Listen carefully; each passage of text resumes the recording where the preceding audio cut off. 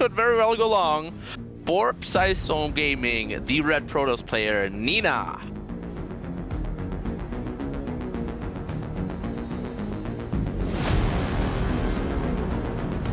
And in the upper right here in the blue for Apprentice Esports, he is Reborn Antis.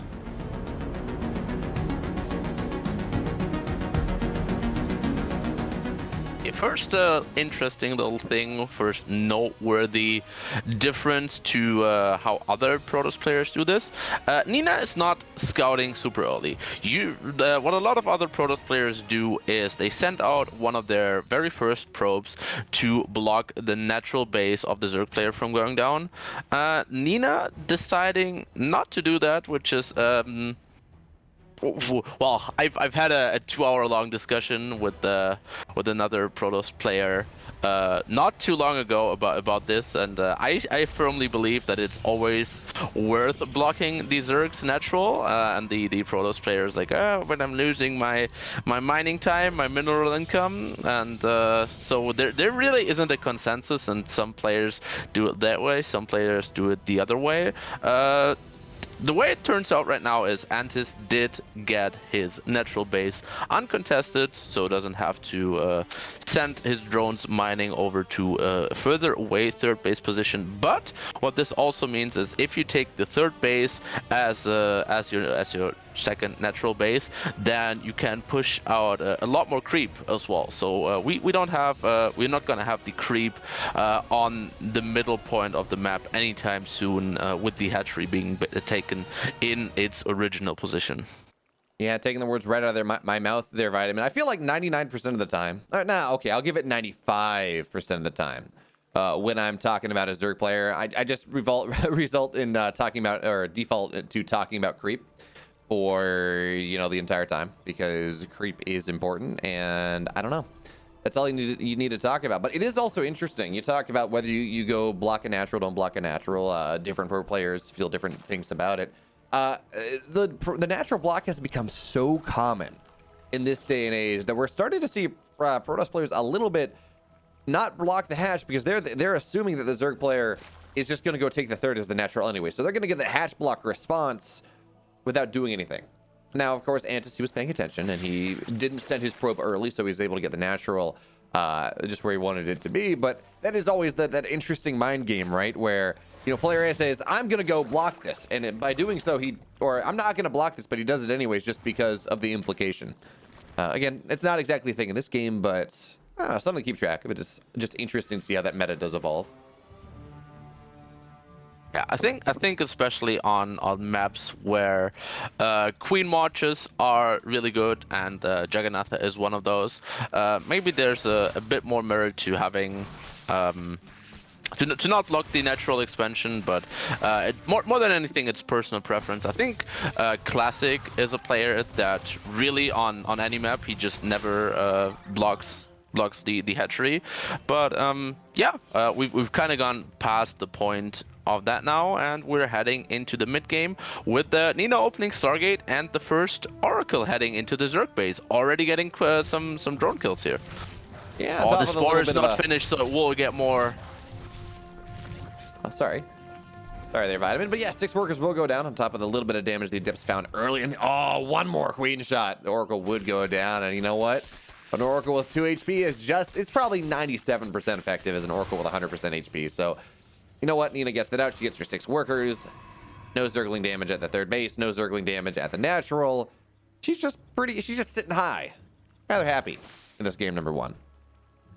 Yeah, it's the same thing with the Oracle, like it is, you know the meme about Lord of the Rings, the Fellowship at 100% capacity, just a regular picture, and then at 99% capacity, just with the spam edited out. So kind of the same thing here with the Oracle, where it is on low HP, but retains a lot of its value. Wait. I'm sorry, Vitamin. I gotta catch you. You're saying the Fellowship of the Ring is 99% as effective without Sam?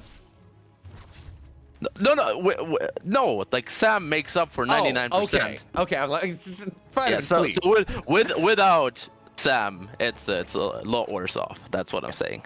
Okay, I was like, Vitamin, come on. Sam is by far the most important member of the Fellowship of the Ring. Come on.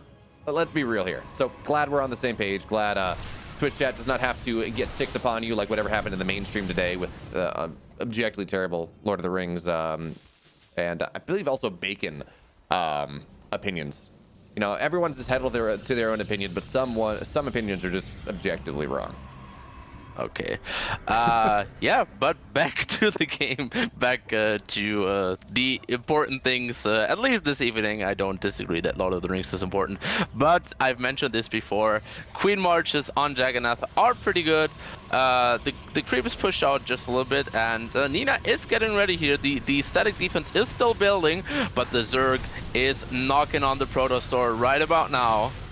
Yeah, I love this static defense by Nina, by the way. She's doing a really good job of making it so that Antis has to fight into her static defense, whether he attacks the natural or the third base. Sometimes we see a Protoss player, they build at the third of the natural, they don't really know what to do, and then the Zerg just attacks wherever the static defense is not. In this game, well, the static defense is there regardless. Cannons are finishing on up here. The sentries, they're fighting what they can, and we are starting to now just finally see some Biles knock down the static defense, but this Immortal has been firing incredibly strong. So many Roaches and Ravagers have gone down. Yes, the anti-air, or excuse me, the air is here. And Nina, she's starting to fall apart. Despite the great move with the stack defense, despite the Immortal just firing strong for forever, she doesn't have a lot anymore. The Void Rays, they're not here anymore. It's 2 Oracles that are very low. 2 Immortals and 2 Oracles, 2 Void Rays, or 2 Oracles, 2 Immortals. Vitamin, I don't know. I don't think that's enough here. No, I really don't think Nina will be able to hold this third base here. And with this third base going down, her chances in this game are going to well, not to go towards 0 because I guess she's still staying in the game, but this isn't even over yet. Antis can move forward, try to break into the natural as well. The static defense and the natural not yet finished up, and these Immortals are dropping low. Antis is just taking his time to completely tear down this this natural wall right now, and I don't know if Nina has what it takes to defend this here. Shield barriers are finishing up, and there's an overcharge coming in, so these Immortals will be a bit beefier for just a second until those Biles come off of cooldown and they go down. There's no Void Ray, anything that can help with the defense, but it's just not going to be enough for Nina here, as Ants is just breaking through, taking out a ton of probes, taking out all the production in the natural, and this is just GG waiting to happen here. Yeah, Mr. Zorbachev, tear down that wall. It's also interesting, though, Antis, he could if he had just, you know, kept building Queens, kept building Roaches, Rings, Lings, Ravagers, probably could have just won that game. But we saw him do this in the last series as well, where he says, look, I'm in a great spot, right? I just killed the third base, I killed 16 workers, I broke the natural, I killed a lot of tech. What am I going to do? I'm going to drone up to 67 workers. I'm going to get 1-1. I'm going to get a Hydra Den. I'm going to give Nina another 5 minutes in this game, just because why not? I've already won the game. I just might make it a little bit longer. Just make sure that I'm as properly happy as I should be. But of course, anytime you let a player that is dead not die, they do have now a slim chance of finding their way back into the game. I'm not saying it's likely, folks. But Nina is not... Okay, she's 99% dead. But that's better than losing her natural and being 100% dead. I mean, I guess so, and it does look like Antis wants to take this into an even further attack. I don't mind the decision to go up to 67 drones here and go from there. But any time and the space that he gives Nina now to come back will be room for mistakes that he himself could make and give the game away once more. I think the way that I would like to see him play it out right now is just go 67 drones, go Roach Hydra, go and as soon as your upgrades are done, as soon as Roach speed and Hydra range are done, move across the map and try to go for the kill move. You're not going to be facing any splash damage. Nina did rely on these Void Rays to make the initial defense happen, and yeah, we see it right here, and is moving across the map just as his upgrades are finishing, and this second wave of Zerg is going to be absolutely deadly here for Nina. And yeah, if it was possible, this army is probably even scarier than the first one, and that was a terrifying army indeed. So now Antis, he's got the concave. He says, look, Nina, fight into me because I'm eventually going to fight into you, and you really don't like either option here. Of course, the longer this goes, the more of Antis' army finds their way on. His Antis is a solid, just about 100 supply greater than his opponent at this point. The third base is going to get canceled here. Not even going to get killed, just will get canceled immediately. Nina understands that she cannot make this happen. And yeah, the 4 Immortals are great against Roaches and Ravagers, but this is a big Hydra army. Now, Nina, if she's going to be able to maybe in some way to get a big disruptor shot just like that, it's going to still be, she's still going to need a lot more though, but that is, now it's only, Nina's only down half the army's play, not down a third, but even still, I mean, these force fields are really good here for Nina, and Nina's probably taking the best possible fight that she could, but the best possible fight is probably not gonna be a good enough one here. Now Antis is gonna back up for a second, take another disruptor shot, but the army is just falling through the floor, and more Lings, more and more Hydras, they're rallying on in, and once again, Antis, he's in the natural once again. Antis, he takes the game. Game number 1 goes to the Canadian Zerg. I'm sorry, not Canadian Zerg, Californian Zerg. Californian Canadian. It's I don't want to say it's close, but at least it starts with the same letter, so cutting you some slack there.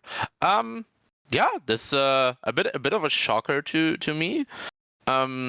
You mentioned this inside of the game, that the way the static defense for Nina was set up was in a way that it would kind of defend whether Antis would tech the natural base or the third base, but also the way that it was set up meant it was vulnerable.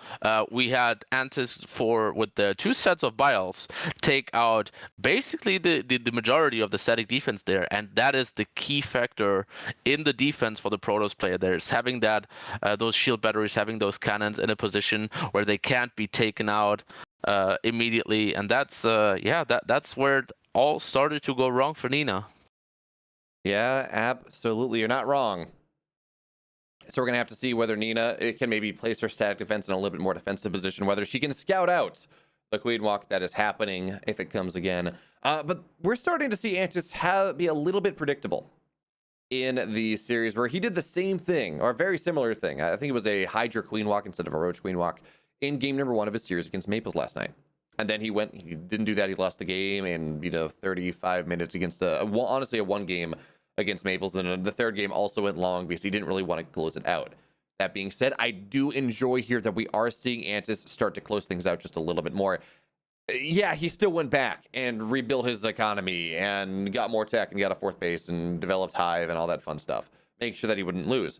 But he attacked in before 20 minutes. So that's already some evolution there as Antis starts to develop that killer instinct just a little bit more. So, Vitamin, we've seen game number 1 here. We saw Antis take the 1-0 lead. Is it going to be a 2-0, or are we going to see Nina take it? Are we going to game 3?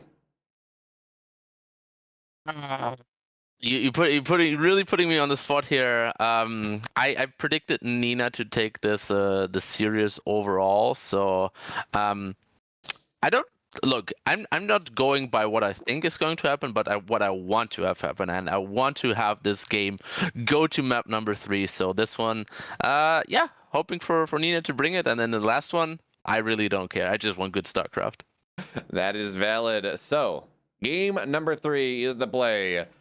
As well, you know what? To get into game 3, there, Vitamin, we have to get into game number 2. So without further ado, game number 2. And here we are, spawning in the upper right, in the red.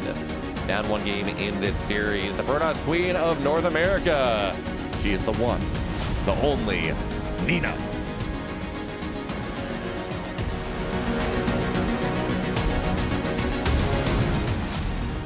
In the bottom left corner, up 1-0, maybe surprisingly, maybe not, depending on who you ask.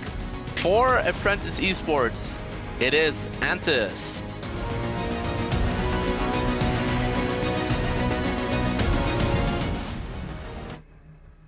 And interesting, we got an early pool for Mantis in this game number 2. He says, yeah, game 1. Isn't this exactly what he did in game number 2 of, wait, is he going to plot proxy hatchery? Yeah, this is the exact same map and build that he did in game number 2 against Maples as well. So you got to imagine that Nina saw that series. And you got to imagine that she knows how this series works now, because Antis just has a game plan that how he wants to play ZVP. And you know what? I'm very surprised to see this so repetitive, because how many Protoss are in his group? A lot. So, you know, many. Yeah, this is the exact same thing that Antis did against Maples, and it didn't necessarily work out for him in that series either. So I guess he's just gambling on the fact that Nina isn't practicing as much anymore, and maybe not preparing as much as well. So if Nina saw the game yesterday, she knows the appropriate defense, and so far she hasn't pulled any probes to kill this hatchery from going up. She's just relying on that one probe and the zealot here, and that will mean that this hatchery will finish if Antis wants it to. Yeah, and the interesting thing also with this one is if the hatchery does finish, that means you can get Zerglings out immediately. The downside, of course, of letting that finish is what we see right here, where there's the zealot just kind of sitting there, and it's going to have a nice little spot to go on into, and then of course there's no wall on the other side. So the wait, I'm sorry, there is. Yeah, never mind. That's not blocking. So Zerglings are going to find their way on in. More and more Zerglings are going to be built out of the larva here, and this is starting to become a little bit of a problem for Nina. We have a queen out as well, which means Cruise Spread is going to be there for forever and a day. Eventually, of course, with the queen popping out with the Zerglings there as well, it's going to be great as now Zerglings are going to find their way on into this natural. But there's an Adept behind things, and honestly, Antis is not target firing as well as he could. So the Adept is not going down. The probe just took forever to die, and that is a lot of Zerglings that have just died for really not a lot. Yeah, that probe being on hold position there is the absolute MVP of that fight.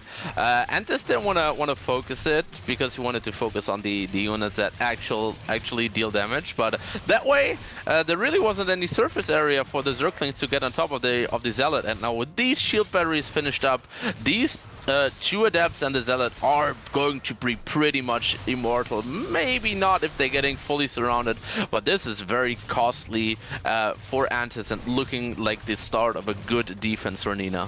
Okay, so I think the player is honestly, I wish we would have seen Antis just get a couple drones and then go and build a couple spines and just have that consistent DPS. But now Antis, he's gonna get one Adept rather quickly. The queen is staying alive. Creep Teamers are getting dropped here, and the thing that Nina has to be very afraid of right now is actually killing the space, because then you'll get those broodlings, and then that makes life even more difficult, right? You get effectively six extra Zerglings that last for not all that long, but for however long they do last, that's just a lot of extra DPS. The Zerglings are going to find their way on into the main base here. Shield battery overcharge, trying to keep this gateway alive, as we do have a couple more gateways getting spawned on the high ground. And we've been singing the praises of Nina on how good this hold is over the course of this game. But it's starting to snowball. Antis just a little bit, but Vitamin, what have we learned about how Antis likes to play his games when he's starting to snowball his pushes? What does he do? He goes back and drones up and takes this to a 40-minute game. Yeah, that's exactly what he's doing here. There was a time it really was looking like Antis was starting to swarm, was really starting to find some advantages. But then he said, no, drones, Roach Warren. Granted, this is not a 40-minute game droning up. This is just gearing up for the second level, the second barrel of this attack. And it brings to mind that there's an old Zerg build that was rather popular, especially among low-level players. It was the 3-barrel build, the 3-barrel all-in, where you'd open up with a Link Flood, and then you'd have a Baneling Bust with a Link Flood, and then you'd go for Roach Bane.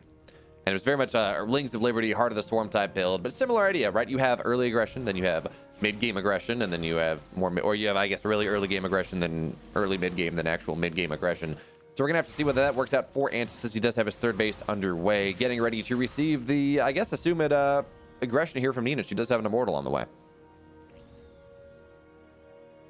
Yeah, with that Immortal coming up, Nina really in the driver's seat here. The third base for the Zerg player is extremely late. He's very low on the drones as well. And any kind of pressure that Nina can put up here will prevent him from droning even further. So yeah, we see Nina now happy with the state of the game, taking her third base and even going into the disruptor tech already. I'm wondering if this is going to lead into something like disruptor drops, maybe, which is really good against the Zerg that has not advanced his tech any further. But yeah, she was supply booked there for just a hot second, so delaying everything just for a tiny bit. Well, the one thing I'm saying, this is a lot of sentries, and a second Immortal is going to come on out. So yeah, there's a third base underway. Absolutely, you are correct. But I get the sense that, yes, there's double cast on the natural. So if half of this, Nina is presenting this idea of, yes, I'm going to get a third base, I'm expanding, it's fine. But we're going to have 2 Immortals. We're going to have 3 Sentries. It's a decently powerful army, a very very early game gas expensive army from Nina right now. As she warps in a couple Zealots, it feels like she is interested in getting aggressive here in this game number 2. Just really, now whether it is I'm going to be a little aggressive on the map to defend my 3rd base, or whether this is well and truly committed aggression, we're going to have to see. Now, the one thing she is lacking, of course, is a Warp Prism. And so until we see the Warp Prism pop out, this is just idle speculation. We just don't have it. It's just talking about a bunch of units, because you're really not going to get aggressive here as a Protoss player without that Warp Prism. Also, it doesn't really look like it's going to be Disruptor drops. We don't see Disruptor speed. We don't see drop speed on the way. No Warp Prism just yet. And you know what? I don't know. Maybe I'm a little bit surprised by that one, because, well, who else but Nina invented the Colossus drop? And you know, it's still Robo Bay drop. Close enough, right? I mean, we could have seen it, and it wouldn't have been a bad choice. She just chose to go a bit of a different path, now going into that blink. And the big problem here for Antis is that for a long time he has to go very middle of the road here. As long as he can't really get a good scout to see whether there is an attack coming out from Nina, so he has to split his lava between drones and units, and that means he's not going to have a great drone count, but he's also not going to have a great army. So the army that he's building right now, just to be safe, is going to lose a ton of value just like 5 minutes further into this game. Yeah, I mean, there's always going to be value in a lot of... Well, that's actually not even true. For the majority of this game, with how the state as it is, there's always going to be some value in just having a lot more supply than your opponent, but it's only plus 20. It's only like plus 30-ish. And when disruptors are involved, especially on North America, that is not really enough. The amount of, especially in the qualifiers, the amount of games that I've seen where it's just a player that says, I got a 200 supply of roaches, and then disruptors pop out, and you're like, oh, okay, I have 170 supply of roaches. Oh, I have a 130 supply of roaches. It's a problem. That being said, as the roaches are on creep, and as they, I believe, yes, they do have roach speed, these disruptor shots really probably shouldn't hit, especially now as Antis doing a really good job of really just opening up attack patterns. That being said, the Adept and the Natural is going to get 4 or 5 workers, and that is... you know, that's value here for Nina. Again, she's really pressuring to establish her 3rd base, to establish her 4th. Anything else really is gravy. Yeah, we see it in the worker supply here, right?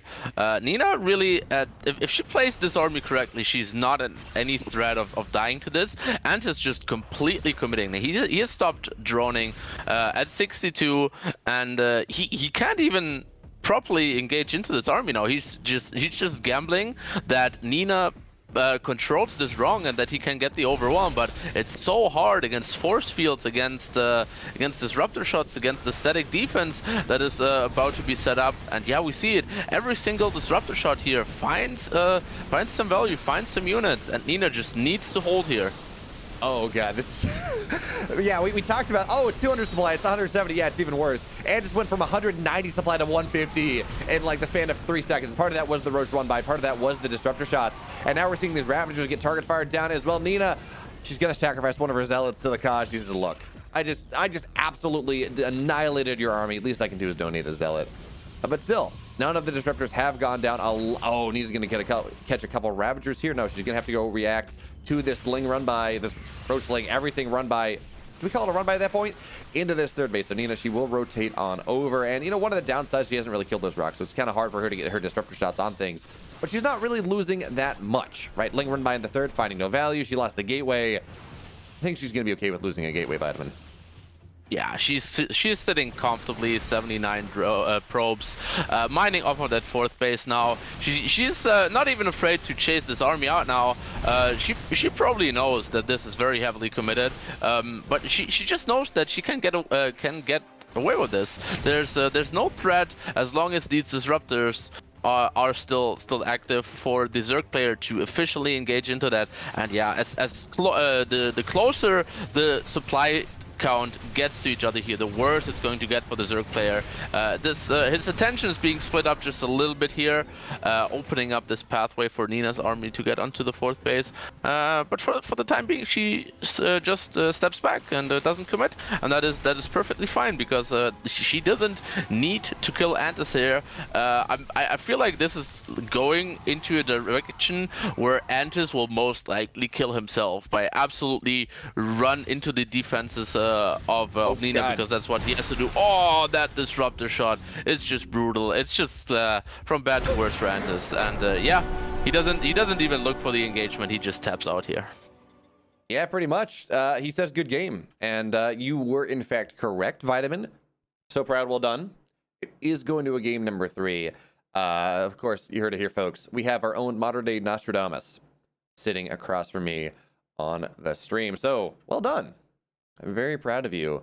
Glad you can make up for my shortcomings here in this series. I mean, maybe you just need to try more. You've always just thrown it over to me for the prediction. Maybe you just need to give it a shot yourself. No. See, if I predict that I'm going to be wrong, I could make my co-caster be wrong, and that's much more exciting. Yeah, just I see the logic behind it. It is not flawed, but if it ends up being like this, it just makes your co-caster look even better. Yeah, there we go. I don't know. Your logic is indisputable there, Vitamin. Unfortunately, I'm not going to follow it anyways. Instead, we're just going to keep doing this. That being said, though, this is going to be game 3 coming on up here. It is going to be, well, it's interesting. You know what's actually really interesting? The Romanticide keeps getting... Have we seen like, what, one game? I don't think we've seen a single game on Romanticide in DreamHack in North America thus far. Unless I'm crazy. It's very interesting to me that map keeps getting banned out. I mean, I guess in ZVP it makes sense. You know, Zerg players doesn't want to deal with the kind of the Fortress City late game Skytoss idea. But I mean, Romanticide's a well-known map. It's pretty balanced. I'm really surprised we don't see that. Out of the games that we've casted yesterday and today, we did see Romanticide once, and that was between Masa and Semper. Oh, was it? But yeah, it appears that was map 2 of that series. But I guess in every other matchup, it's always that of course was a TVT, and then both players are playing with the same hand. But I think in all the other matchups, it always favors the player that wants to play it a little bit more safe, secure, turtly, and that's also the case in 2000 Atmospheres, just a little bit, but it's worse on Romanticide. So I would count these 2 maps in kind of the same category, and then you just vetoing out the worst version of it. Yeah, I mean, that's fair. It is, of course, it's much easier to kill your opponent on this map than it is on Romanticide. Talk about killing your opponents, by the way. I'm being told that we're talking about disruptor shots and lack of disruptor shots and whether that's worthwhile or not. Apparently, Neeb got 10 disruptors with 1 on the mainstream yesterday against Disc. Okay. I mean, he still lost, but still, 10-1. Those are some good traits. Unfortunately, Antis, unless he, I don't know, might see some weird infestor shenanigans. Where it's not going to happen. So he's going to have to go kill him the old-fashioned way if we get there. And it's interesting. You talk about whether we get a big map, whether you get a small map, whether you can kill your opponent or not. Nina stylistically is very different from a lot of Protosses in that it actually is very interesting considering back in 2019, she was kind of the queen of Mass Phoenix. She would do that all over the place, win a lot of games with it. And we don't really see that from her as much anymore. And we don't really see a lot of Skytoss out of Nina in this matchup either. She's just really relying on that Blink Stalker Disruptor idea, and kind of is one of the last Protoss players still relying on that. So it's going to be interesting to see whether she goes for that in game number 3, if the game is allowed to be equal. I feel like Antis is probably just going to go for some sort of early aggressive option again. And I mean, Nina's seen 2 games of it. You should be prepared, right? We should be prepared. We should. It's also the fact that Antis is completely fine taking it long, right? So, yeah, whatever Nina decides to do here, I think Antis is fine with dragging it out as well, unless of course he does choose to go for some early game aggression or mid game aggression like he did in the first map here as well. But yeah, both players known to take it a little bit longer if they're given the chance. Yeah, so we're gonna have to see whether that happens. Is the game long? Is it gonna be short? Is Nina gonna win as predicted? Game number 3.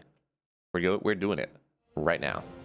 And in the bottom left here, in the red, we mentioned it. She is the favorite, falling in game 1, taking game number 2, with lots and lots of blink stalkers and little explosions of orange. She is, for Storm Gaming, Nina.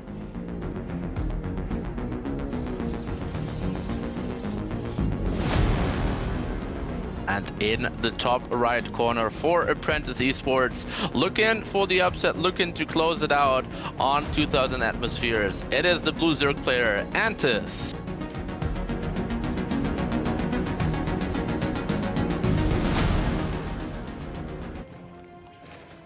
You talk about upsets. Twitch for the prediction points, I was like 8.5 to 1 in favor of Nina. So some people have bets on Antis, and they're maybe about to win a lot of esports points. They're going to become Twitch chat millionaires if Antis manages to take the series. But we're not quite there yet. So far, we're not seeing any early game shenanigans like we saw on the last map. And yeah, is it too early to talk about how good 2000 atmospheres is in a split map scenario?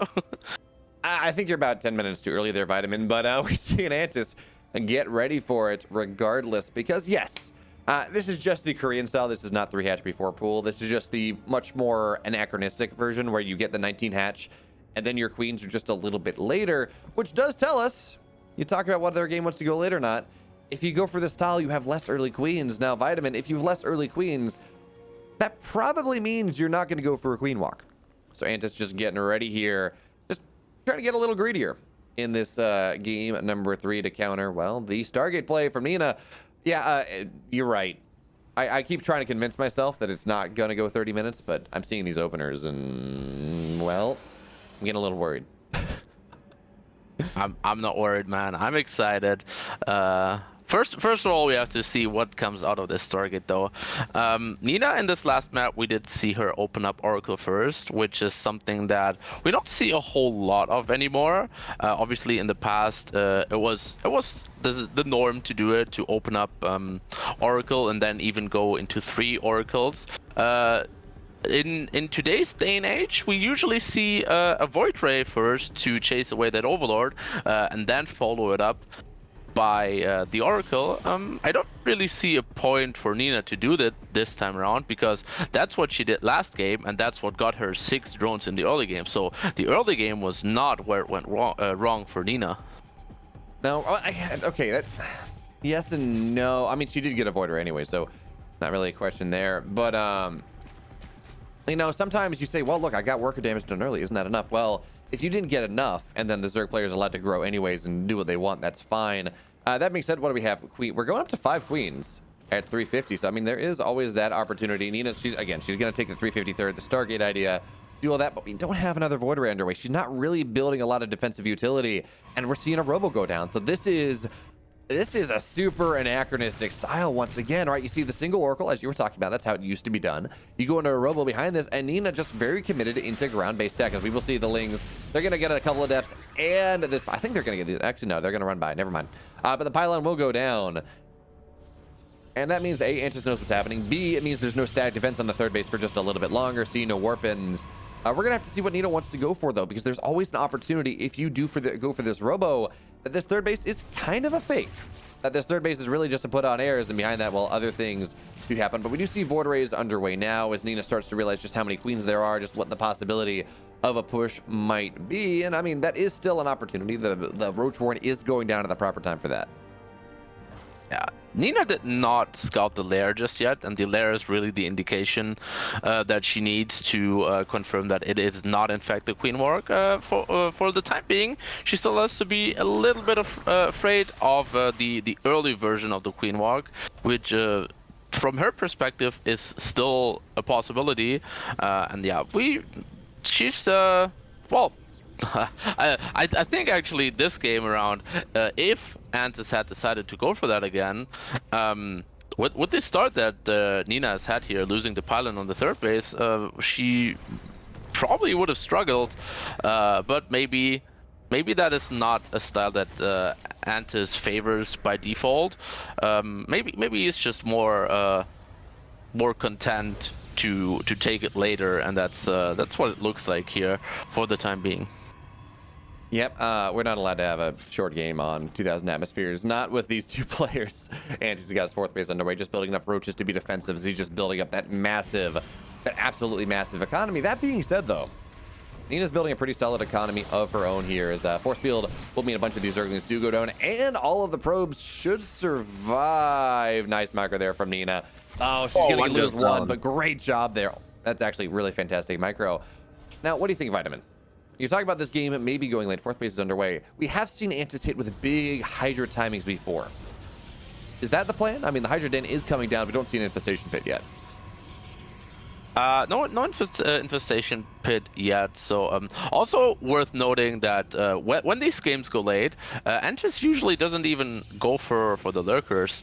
But yeah, for the time being, that's getting a little bit ahead of ourselves, because Nina is moving out onto the map just a little bit.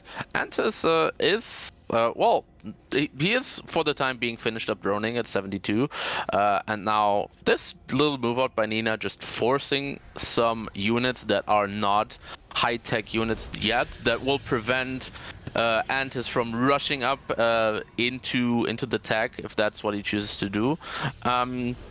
This is a bit of a limbo period for the Zerg, because with the army that you're building, you're probably not looking to kill your opponent anytime soon. You're going to expect to run into static defense, into storms, into maybe even disruptors.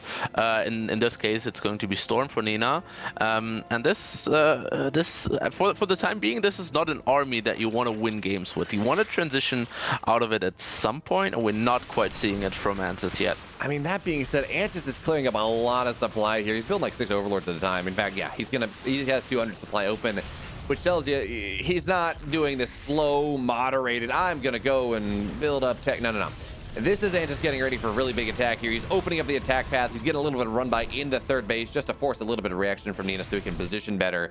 Maybe so Nina doesn't notice the army on the middle of the map. Over there we go. We're going to see both walls go down. More and more Lings, Hydras, and Roaches being built on up here. Antis, he's on just about 200 supply. And there we go. Nina has the scout. She knows what's happening. She knows where she's going to have to be to defend. Storm is done in 20 seconds, Vitamin. This is the timing that Nina's looking for. Storm is done. She's going to be pretty happy. Storm is not done.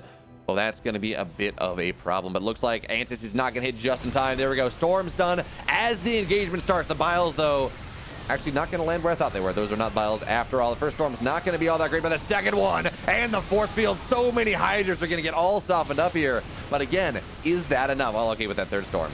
Yeah, never mind. The Storms are fantastic. Yeah, Storms are really good. Nina had 6 High Templars warped in before Storm was even ready, so as soon as that Storm finished, she was ready to take that fight, to take that engagement. Her fourth base standing strong, not even the static defense was taken out, and she's even comfortable moving out onto the army, onto the map with this little army of Archons and Immortals there, which is yeah, this is the confidence of absolutely smashing the Zerg attack there. And yeah, Antis is committing further to this. He's staying on the same drone count, staying on the same tag, and he's going to go for wave 2 rather than transitioning anywhere. Yeah, no, absolutely. It's really interesting, actually, that we see a bunch of queens being made here for Antis right now, because he's at 5. It's not like he's running out of queens. I don't think he lost much to a run by, as the Storm is actually going to do more damage to Nina than it will do to Antis' army. But of course, we also have a run by in the main base. 3 drones will go down as the Hydras, excuse me, the Zealots are just on hold position. But here's the thing, Antis, he's done a great job. He's forced Nina out of position just a little bit. The fourth base is going to come under fire. I don't think it's going to go down. There's not enough DBS for that, but we are still starting to see some workers go down. Still a fairly decent trade as all the stack defense has died. And that should be a dead Archon too, as Nina, she tries to defend. Now that is a dead Archon indeed. So at the end of the day, fourth base took a little bit of damage. Stack defense structures are falling down just a little bit. But Nina, she's still pretty happy about where she is. Her +2 is just about done. She's got of course, the Fleet Bacon underway. She is in a good position to establish her late game setup, and she has been forcing her opponent to try to play the mid game as well, which is only going to be good for her. Yeah, Nina has been doing a really good job of retaining a decent High Templar count. She did warp in another 6 High Templars after that first wave, and that is where it can get dangerous for the Protoss player. Is you defend that first wave, you spend all your energy for Storm, and then the second wave hits, and you just been I don't know, either transitioning or building something else. But with the healthy High Templar count here, I don't see Antis breaking through anytime soon. There's barely any roaches that can buffer for anything. The army mostly consists of Lynx and Hydras, and every single Storm shaves off a lot of those squishy units HP. Yeah, absolutely. So now Nina, of course, she sees the armies on the other side of the map. That is a prime opportunity for her to try to find some value on her opponent's side of the map. The Queens, one of them is gonna get sniped, and that should be just about it. No more damage there. As of course, Antis, he's now forced back. And here's the thing. Right, Nina, she's taking good trade. Base as well. Oh, sorry? And the main base as well, another big warp in. Just keeping Antis back at home. The carrier transition as well on the way. So yeah, it's I'm struggling to find ways for Antis to deal with these carriers. He's still stuck on Hydra tech. The infestation pit only just now producing.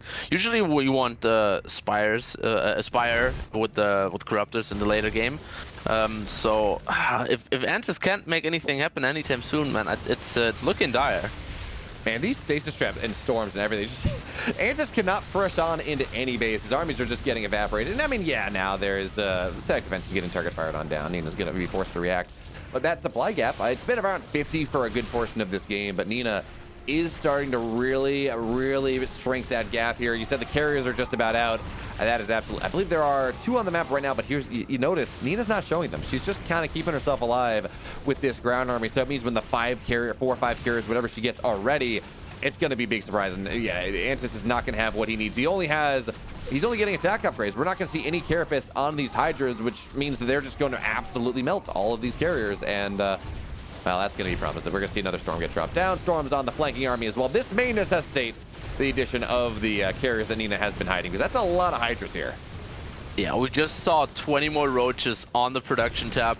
Antis not focusing on those Hydras, and as soon as Nina decides to pull the carriers into the fight, which she's doing right now, that's going to be very bad news for the Zerg player here. Just a few Hydras. Now there are more carriers than Hydras left, and that has never been good for a Zerg in the history of StarCraft.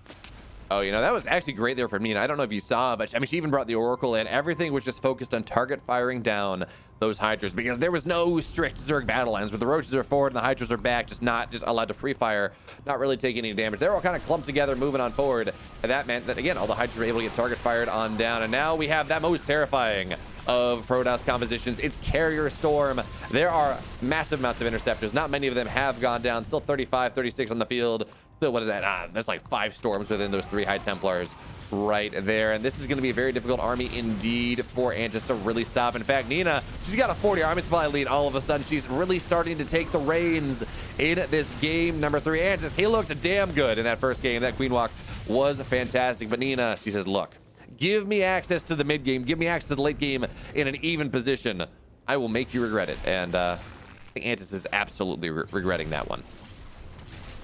Yeah, Antis maybe he's gonna look back onto this game thinking, I had an opportunity to go late. I usually like playing it late. Why didn't I do it here? Because that defense from Nina just looked so good, so convincing all game long. Yeah, it's